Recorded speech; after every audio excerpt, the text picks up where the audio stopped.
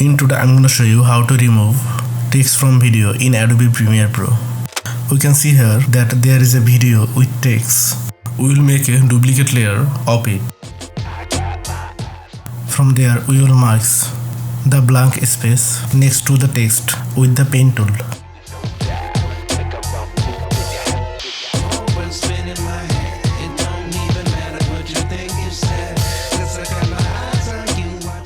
Then come to the position and cover the entire text.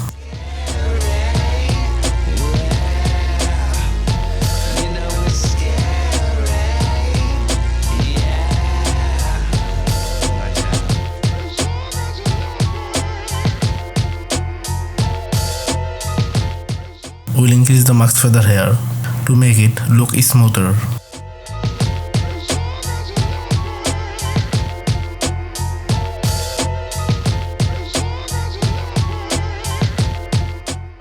To see more video like this, subscribe to our channel and stay connected with us. If you have any comments, please let us know in the comment box.